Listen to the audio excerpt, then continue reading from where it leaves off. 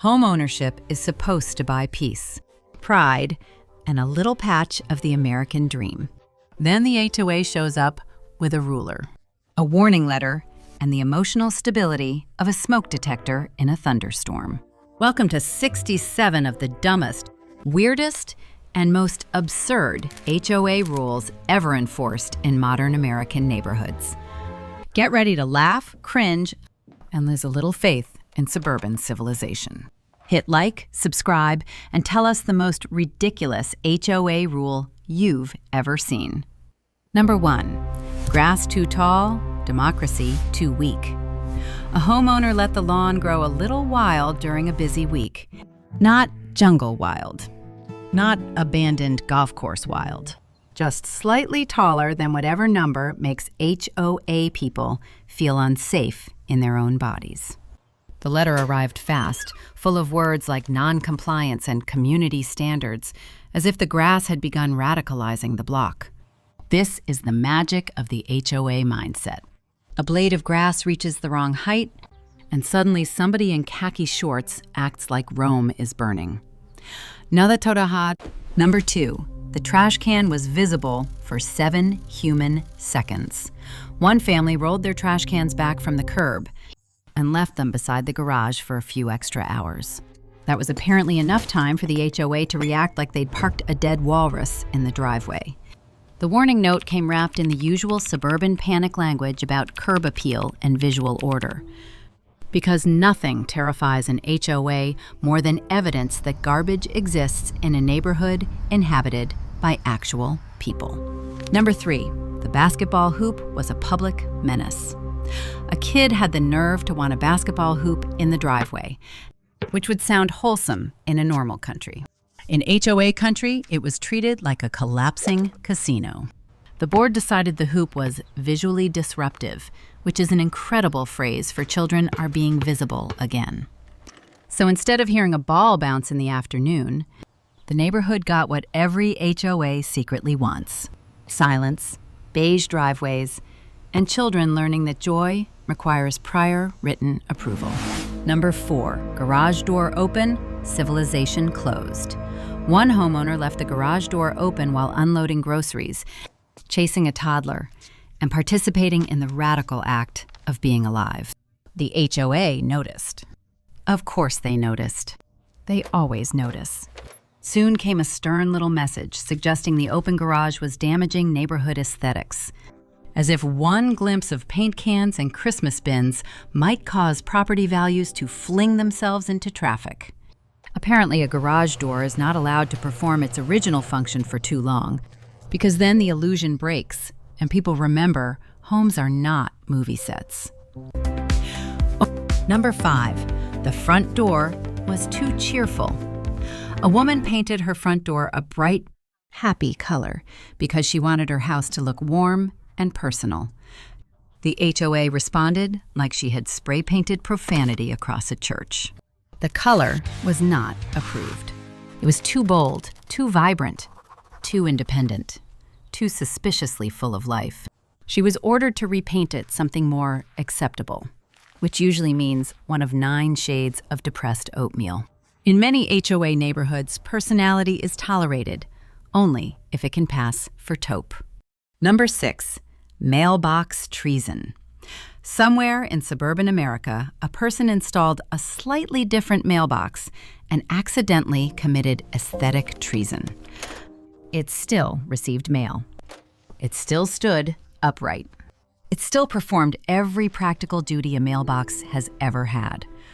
But it was not the approved model, which meant the HOA could react as if the resident had erected a Soviet missile silo beside the azaleas. This is what HOA power looks like at street level. Not protecting safety, not preserving dignity, just declaring war on unapproved rectangles. Number 7, porch furniture was giving off the wrong vibes. A family put a couple of chairs on the porch so they could sit outside like human beings and enjoy the evening. The HOA saw those chairs and immediately smelled rebellion. They were the wrong style, the wrong material, the wrong level of visible comfort. A violation notice appeared because apparently sitting peacefully on your own porch becomes unacceptable once the chairs fail to match the neighborhood's approved catalog of lifeless outdoor sadness. These people do not hate furniture. They hate signs of casual life. Number 8. Vegetable gardens are apparently a gateway drug. One resident planted vegetables in the front yard, probably because tomatoes are useful, and food is generally considered a positive development. The HOA came down like he had started refining meth in a sandbox. Front yards, they insisted, were for ornamental beauty, not practical abundance. Flowers? Yes. Shrubs? Yes. Edible plants feeding your family? Absolutely not. Nothing reveals suburban absurdity faster than a system that welcomes decorative mulch but panics at the sight of a cucumber. Number 9. Kid toys in the yard? Call the authorities. A child left toys visible in the yard, which in a sane neighborhood reads as "children live here." In HOA logic, it reads as collapse of standards.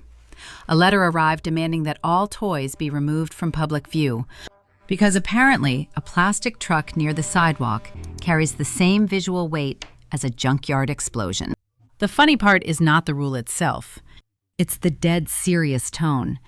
Like the board genuinely believes a little pink scooter is the first domino in societal decline. Number 10, the pickup truck was too blue-collar to sleep outside.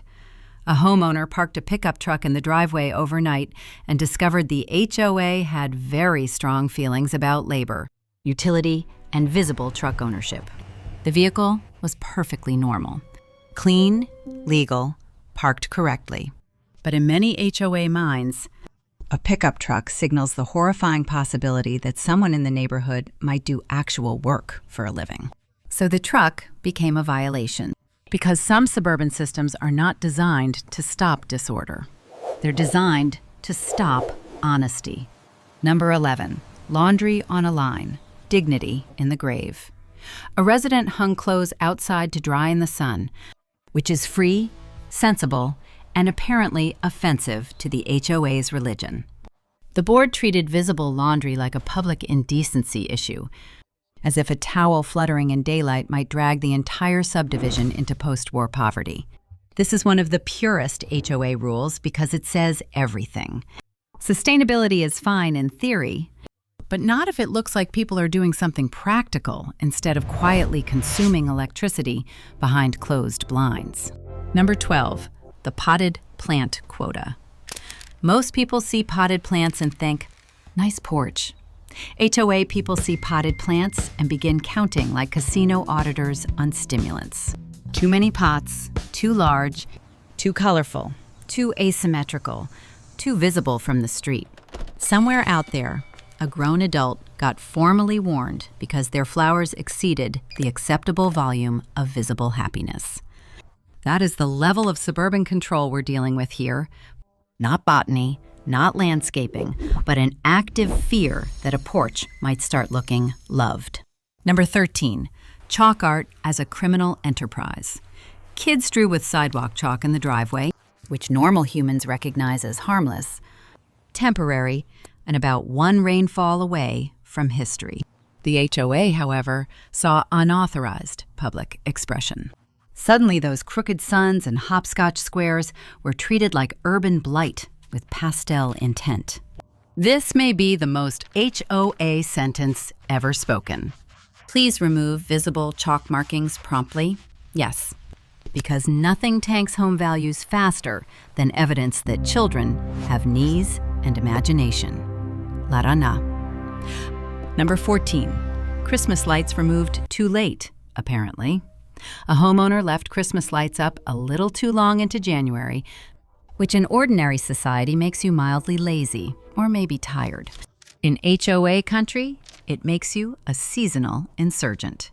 The notice went out insisting the lights be removed immediately to preserve neighborhood standards, because one extra week of twinkling bulbs was apparently enough to send the entire subdivision into moral disrepair.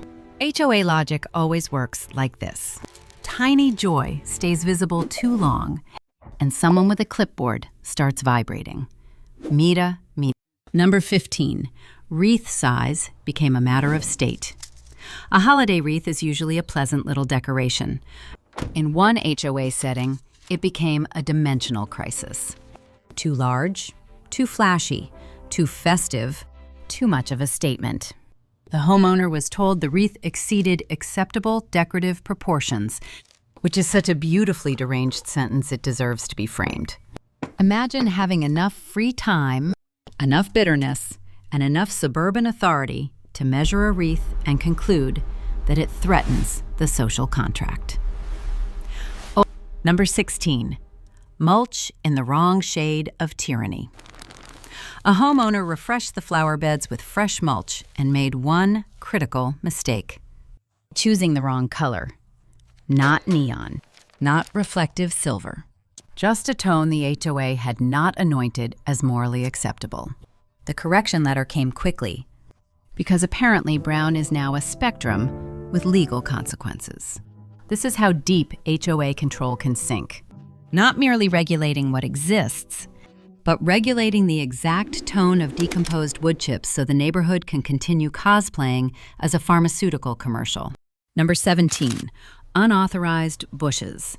Planting a bush on your own property should feel like a fairly low-risk hobby, not under a serious HOA. One homeowner added a shrub, and the board reacted as though he had tunneled under the fence and opened a casino. The issue was not the bush itself. It was the horrifying fact that he planted it without approval. That is peak HOA energy. Not is this dangerous, not is this ugly, but did you ask permission before photosynthesis happened?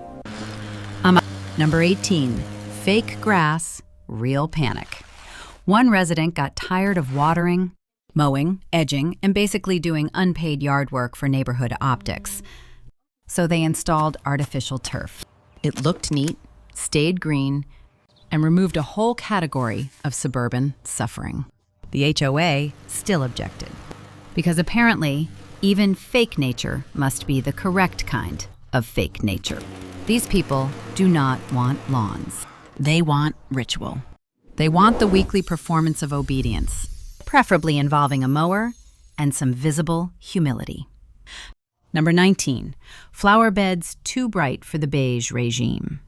One homeowner filled the yard with bright flowers, and the HOA reacted the way medieval priests might react to witchcraft. The colors were deemed too loud, too inconsistent with neighborhood harmony, too likely to attract attention, and, worst of all, delight. That is the central HOA paradox. They claim to love beauty, but only the kind of beauty that looks mildly sedated and came from a pre-approved nursery in 6 emotionally cautious shades. Number 20, garden tools visible like a crime scene. A hose, a rake, and a pair of gloves sat beside the house after yard work. To a normal person, this suggests somebody was gardening. To an HOA, it suggests civilization loosening at the screws. The homeowner got a warning about visible maintenance items, which is incredible because the neighborhood wants perfect lawns, while also outlawing all evidence of how lawns become perfect. In other words, they want magic. Beige, invisible magic. Number 21, the hose was visually offensive. One homeowner finished watering the yard and left the hose coiled neatly beside the house, because that is where hoses tend to live in the wild. The HOA responded like he had installed industrial machinery in front of a preschool. A notice appeared demanding that all garden equipment be stored completely out of sight. That's the HOA miracle in action. They want immaculate landscaping, lush flower beds, and healthy grass, but they do not want to see any tool that might suggest a human being performed the labor. NIDA. Number 22, the front yard tomato crisis. A family planted a few tomato plants near the front walkway because they liked fresh food and apparently had not yet learned that suburbia fears produce. The HOA stepped in fast, declaring vegetable plants inappropriate for front-facing display. Flowers were acceptable. Decorative shrubs were acceptable. But tomatoes, peppers, and herbs were treated like revolutionary propaganda. That is the exquisite insanity of HOA culture. A stone goose in overalls is charming, but one visible zucchini is apparently how neighborhoods collapse into lawlessness and barter economies. Number 23, the curtains were the wrong kind of beige. One homeowner discovered that even the inside of the house was not fully theirs because the HOA required all street-facing curtains to appear in approved, neutral colors. Not from inside the room, where normal life happens. From outside, where strangers with clipboards stare at your windows and feel feelings. So a person can buy a house, pay the mortgage, furnish the living room, and still be told their curtains are too blue, too bold, or too suspiciously cheerful. That is not community harmony. That is decorative authoritarianism in broad daylight.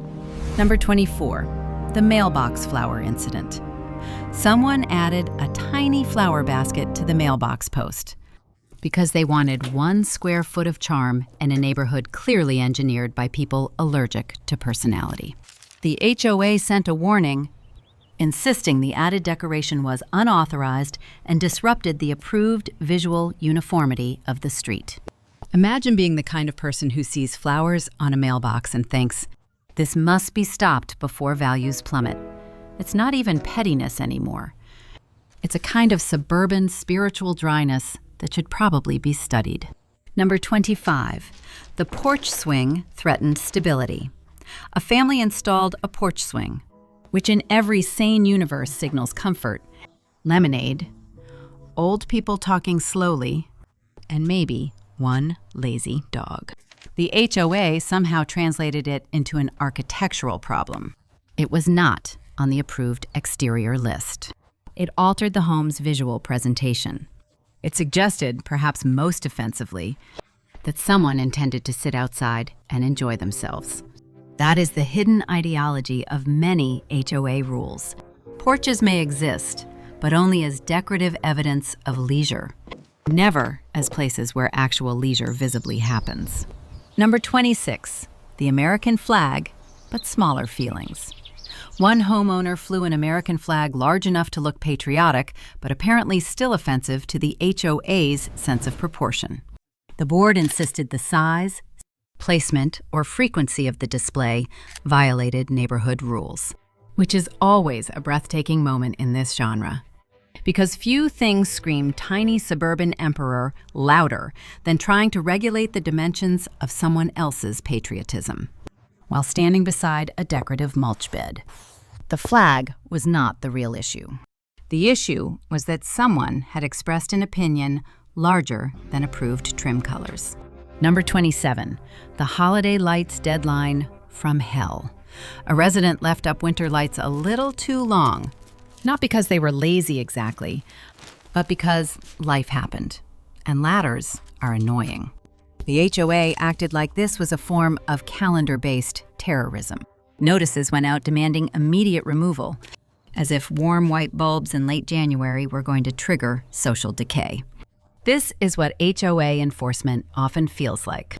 Not rules meant to preserve order, but rules designed to make sure seasonal joy dies exactly on schedule, with no awkward overlap into ordinary human fatigue. Number 28, the wrong shade of front door red. Not all rebellion comes in dramatic forms. Sometimes it arrives as a front door painted one shade too lively. One homeowner picked a warm red, and the HOA pounced because the exact tone wasn't in the approved palette. Think about how broken your internal wiring has to be to look at a red door and feel an administrative emergency forming in your chest. The house was clean. The property was tidy. The neighborhood was fine. The HOA was just having one of its recurring emotional episodes about color. Number 29, the unapproved bird feeder scandal. A resident hung a bird feeder in the front yard, inviting cardinals, sparrows, and apparently institutional fury. The HOA objected on the grounds that it changed the visual character of the property and might attract animals.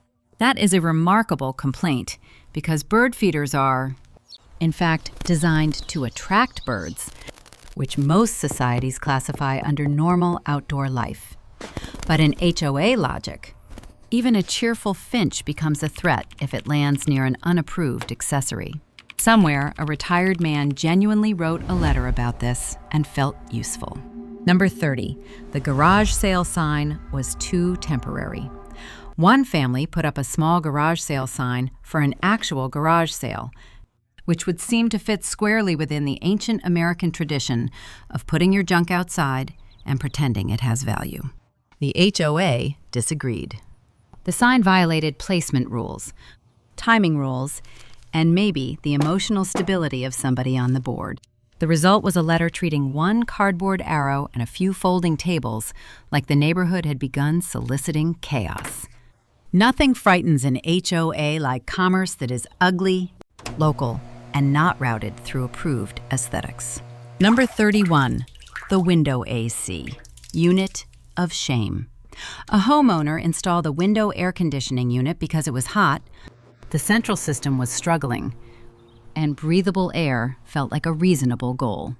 The HOA objected because the visible unit damaged the exterior appearance of the home. This is one of the cleanest HOA reveals of all time. Comfort is allowed, but only if it is invisible. Sweat quietly if necessary. Melt with dignity. But do not let a practical machine appear in a window and remind the neighborhood that houses contain actual biological people. Number 32, the patio umbrella color emergency. One family bought a bright umbrella for the back patio, and somehow the HOA still found a way to care. It was visible from the street, from neighboring yards, or perhaps from the fever dream of someone who had made color management their personality. The umbrella wasn't broken, obscene, or enormous. It was just not the correct flavor of suburban surrender. This is how HOA culture mutates. A thing designed to provide shade becomes a disciplinary issue because its hue dared to suggest that someone under it might own a pulse. Number 33, the decorative goose was too opinionated. A little lawn goose in seasonal clothing is one of the oldest suburban traditions in the country, right up there with passive aggression and overwatering. And yet one HOA still decided the goose was not acceptable. Maybe it was too whimsical. Maybe it had too much personality. Maybe Karen on the board saw the goose in a scarf and felt challenged. Either way, a tiny decorative bird became the center of a neighborhood enforcement campaign, which tells you everything you need to know about what happens when boredom gets bylaws. Number 34, the door wreath compliance review. A front door wreath should be the least controversial object in the built environment. It hangs there. It suggests mild, seasonal enthusiasm. It asks nothing of anyone. And yet some HOA somewhere managed to scrutinize wreath size, wreath timing, wreath theme, or wreath intensity, like the Republic itself might crack under decorative pressure. The joke is always the same. Something warm, harmless, and human gets treated as a strategic threat because it exists outside the thin beige corridor of approved emotion. HOA. People do not see wreaths. They see signs of spirit. Number 35, the driveway pickup truck panic. A homeowner parked a pickup truck in the driveway overnight, which in much of America would be considered an ordinary Tuesday. The HOA, however, saw a class-coded aesthetic violation rolling silently across the property line. Trucks, especially work trucks, have a way of terrifying neighborhoods built on the illusion that nobody uses tools for income. So the violation went out, dripping with concern for standards, harmony, and visual order. In other words, the truck was not ugly. It was just too honest about the kind of life someone lives. Number 36, the no car washing rule. One resident washed their car in the driveway on a sunny afternoon, and the HOA reacted like they'd opened an illegal refinery. The concern, supposedly, was runoff, appearance, and preserving the elevated feel of the neighborhood. which is an incredible position to take when the offense in question is a person cleaning their own vehicle on their own property. But that's HOA logic for you. The crime is never the action. The crime is visible self-sufficiency. If it can't be outsourced quietly, someone on the board starts sweating.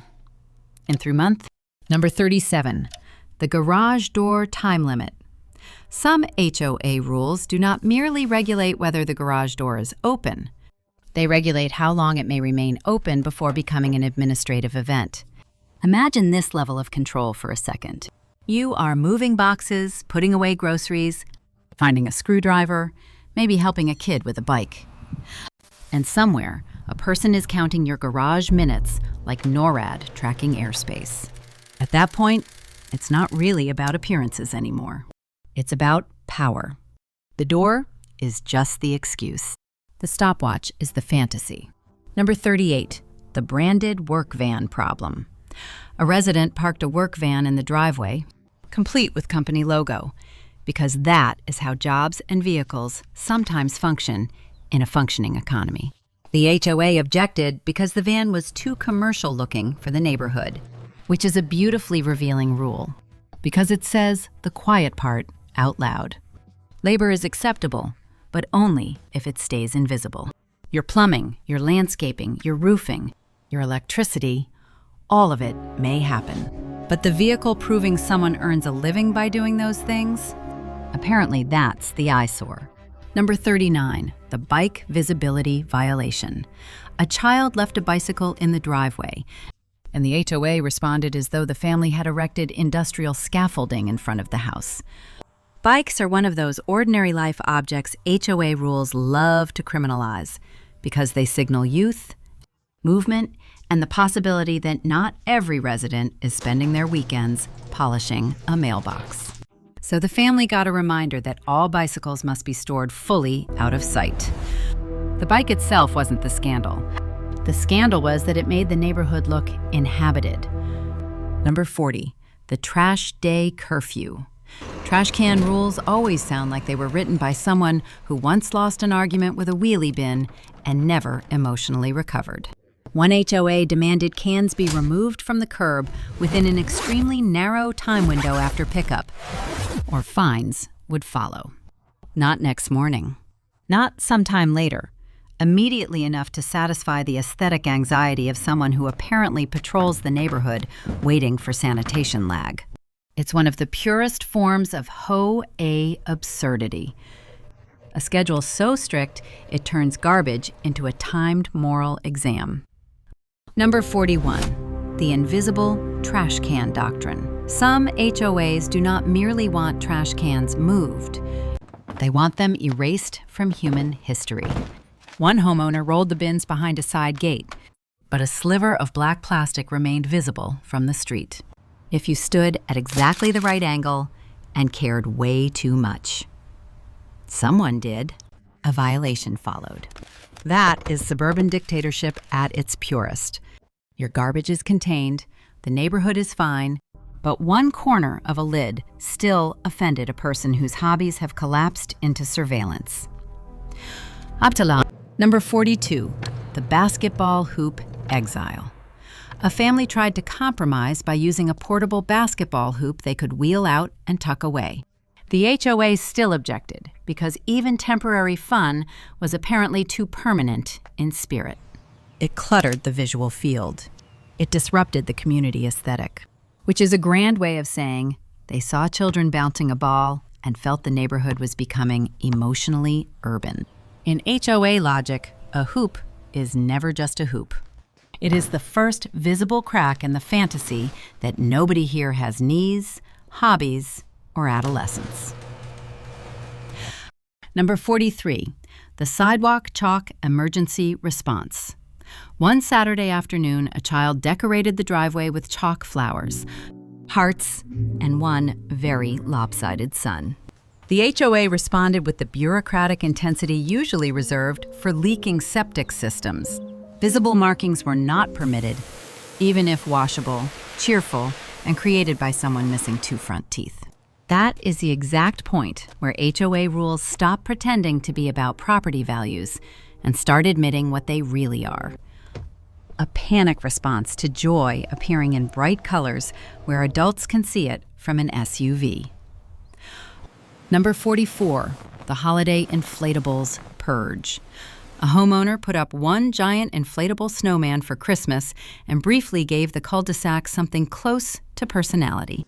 The HOA moved in like it was dismantling a black market operation. Inflatables were too large, too playful, too carnival adjacent, too likely to make the neighborhood look like people had inner children and extension cords. Nothing reveals the HOA's soul quite like its relationship to holiday decor. Lights may be tolerated. Wreaths may survive. But a giant bouncing snowman? That's apparently where civilization tears open. Number 45, the pumpkin quota. There are places in America where a family can be officially told they have too many pumpkins. That sentence alone deserves its own historical plaque. One homeowner lined the porch steps with a glorious little autumn spread, and the HOA decided the display exceeded tasteful seasonal limits. Too many pumpkins. Not rotting, not exploding, not blocking traffic. Just existing with excessive orange confidence.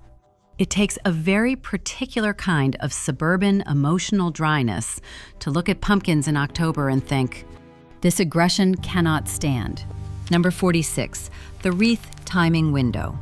One resident committed the mild social offense of hanging a seasonal wreath slightly too early, and the HOA reacted like she'd launched a political campaign from the front door. Decorations, they insisted, could only appear within the approved holiday window. This is one of those rules that perfectly captures the HOA worldview. Joy is allowed, but only in narrow doses, on a strict schedule, and never so early that it feels spontaneous. You may celebrate. You may not be enthusiastic, but number 47, the outdoor lighting interrogation. A homeowner installed new exterior lights because the old ones were dim, ugly, and had all the charisma of a prison corridor. The replacements looked fine to every functioning mammal on Earth. The HOA still demanded review because the fixtures were not on the approved list. Not dangerous, not blinding, just unauthorized. This is how a soft dictatorship operates. Not by stopping bad taste, but by making sure all taste is pre-cleared by people whose strongest quality is their resistance to visual surprise. Number 48, the flagpole crisis. One family installed a modest flagpole in the yard and immediately learned that the HOA considered vertical patriotism a paperwork issue. There were height concerns, placement concerns, aesthetic concerns, and likely one board member whose soul had been injured by anything taller than approved shrubbery. A flagpole is a deeply American object, but so is bureaucracy with a smile. So the poor family found itself in the most suburban showdown imaginable, trying to celebrate freedom while being told exactly how freedom may be displayed from a mulched lot. Number 49, the Christmas light curfew. It wasn't enough for one HOA to regulate whether Christmas lights existed. They also wanted the lights off by a certain hour each night, as if the glow from a neighbor's candy cane LEDs might destabilize sleep, equity, and the stock market. This is such a perfect HOA move because it turns something warm and seasonal into a timed compliance ritual. You may celebrate, but not too brightly, not too late, and certainly not with the kind of visible delight that suggests life is happening past 9 p.m. Number 50, the Halloween skeleton crackdown. A family gave their front yard a little Halloween charm with a skeleton, some fake cobwebs, and enough spooky nonsense to make children briefly happy.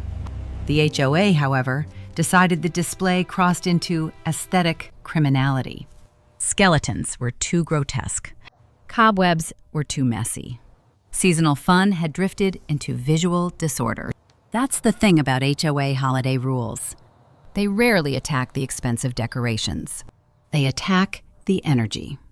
If the vibe gets even slightly chaotic, someone on the board starts drafting sanctions. Number 51, the approved white fence that was the wrong white.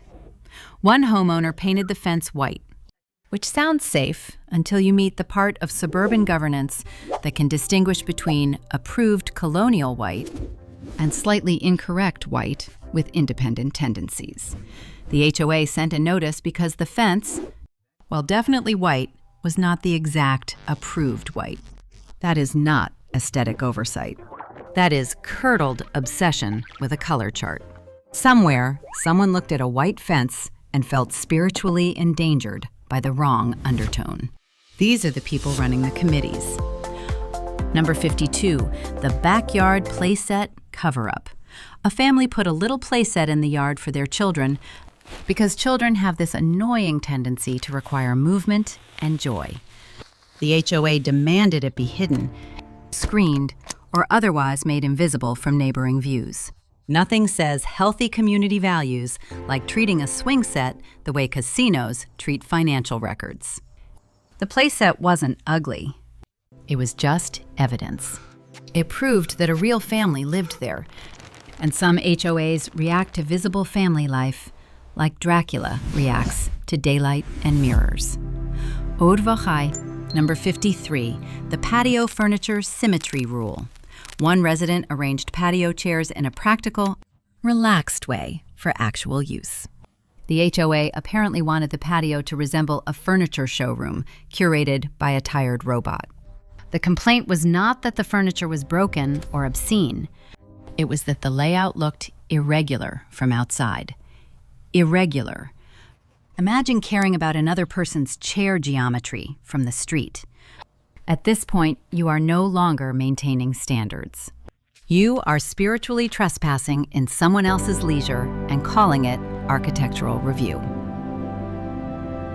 Number 54, the bird bath escalation. A simple bird bath appeared in a front yard and somehow became a formal matter. The HOA objected to its style, placement, or existence, because no decorative element may apparently emerge without first passing through the beige ministry of external appearances. It's always the same suburban tragedy. Something tiny, harmless, and vaguely delightful becomes treated like a zoning violation because it reminds people that houses belong to individuals, not a central committee of joy-resistant lawn deputies. Number 55. The solar panel side-eye. A homeowner wanted solar panels, which seems like the kind of modern, practical upgrade neighborhoods might applaud if they enjoy lower utility costs and not being medieval. The HOA disagreed, or at least objected to where the panels would be visible. Because of course they did. In many of these communities, sustainability is fine in theory, but not if it changes the visual fantasy of the subdivision. Save the planet quietly, please. Preferably in a way that cannot be seen from Karen's breakfast nook. Number 56, the hose reel purge. One family neatly mounted a hose reel along the side of the house to prevent clutter, improve organization, and avoid having a snake-like green disaster crawling across the lawn. The HOA still flagged it because the reel was visible from certain angles. That is one of the best HOA reveals of all. Even the thing solving the mess becomes unacceptable if it can be seen. They do not want order. They want the appearance that order emerges naturally from the soil without tools, maintenance, or normal life. Number 57, the porch sign mutiny. A homeowner hung one of those harmless porch signs that says something like, "Welcome," or "Hello, Fall," or whatever suburban optimism is using this season. The HOA decided the sign was too large, too rustic, too vertical, or too clearly purchased from a place with emotional candles. A violation followed. It's hard to overstate how funny this is. A sign literally welcoming people onto private property was treated as the thing truly endangering neighborhood harmony. Hospitality is allowed only if it matches approved font energy. Dena, number 58, the garage refrigerator incident. A second refrigerator in the garage is one of the oldest American traditions on Earth. It holds drinks, leftovers, suspicious meat, and every ambition too large for the kitchen. One HOA still found a way to object because the garage door had been open long enough for the fridge to be visible. That's extraordinary. Not because a fridge is offensive, but because someone cared enough to notice it. Somewhere, a retired suburban enforcer glimpsed a garage appliance and felt called to defend civilization against cold storage. Number 59, the sidewalk seating rebellion. One resident placed a small bench near the front walkway, creating a pleasant little spot to sit, breathe, and briefly resemble a functioning human community. The HOA objected because the bench was not an approved front yard feature. Of course it wasn't. Benches invite lingering, and lingering invites conversation, and conversation invites visible signs that neighbors know each other. That is exactly the kind of thing some HOAs seem built to suppress. You may pass through the neighborhood. You may not visibly belong to it. Number 60, the beige diorama principle. By this point, the pattern becomes impossible to miss. The rules are not really about hoses, wreaths, pumpkins, chalk, or chairs. They are about controlling signs of life until the neighborhood resembles a perfectly maintained display model nobody actually inhabits. That's the great HOA reveal. They don't just regulate mess. They regulate humanity. And the funniest part is how often they write these rules as if they are preventing collapse, when all they're really preventing is the sight of someone living a normal, mildly colorful life. Number 61, the delivery box visibility crisis. One homeowner left 2 delivery boxes by the front door for a few hours because, shockingly, they had a job and were not standing by the porch waiting to perform cardboard removal with military precision. The HOA still fired off a warning about visible packaging. That is an astonishing level of suburban fragility. A couple of boxes from the internet were apparently enough to stain the dignity of the block. Nothing unsettles an HOA more than proof that people buy things and then briefly exist between purchase and cleanup. Number 62, the stroller was apparently urban decay. A family left a stroller near the porch after a long walk, and the HOA reacted like they had chained a shopping cart to a fire hydrant. The stroller was folded, tidy, and temporary. But it was visible, and visibility is where HOA delusion really blooms. Because once a stroller appears, everyone might remember a terrifying truth. Children live here, parents get tired, and not every square foot of suburban life is staged for a listing photo. That's the real violation, not clutter. Evidence of ordinary family logistics. Number 63, the no chalk, no bike, no life package. Some HOA rules only make sense if the ultimate goal is to create a neighborhood where no one under age 14 has ever existed. No bikes in view. No chalk drawings. No toys in the yard. No sports gear by the garage. It's not enough to ban mess. They have to ban the residue of childhood itself. That's what makes these rules so beautifully warped. They don't just want order. They want a subdivision that looks like children are produced off-site and only brought in once fully trained and invisible. Danach. Number 64, the pet house treason. One homeowner put a neat little doghouse in the yard so their pet had shade and comfort. The HOA objected because the structure was visible and unapproved. Of course it was. Apparently, even a dog requires architectural review now. This is where HOA logic starts to feel less like neighborhood management and more like a monarchy, run by people who think compassion must match the trim. It wasn't a shack. It wasn't an eyesore. It was a doghouse. But to the HOA, that was one small kennel for a pet. One giant collapse for standards. Number 65, the window sticker threat to property values. A resident put a small sticker in the window, not obscene, not enormous, not blinking like a casino sign, just a little bit of visible personality.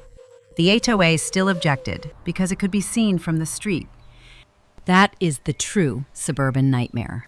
Apparently, not crime, not neglect, not danger, but one household signaling that someone with preferences lives inside.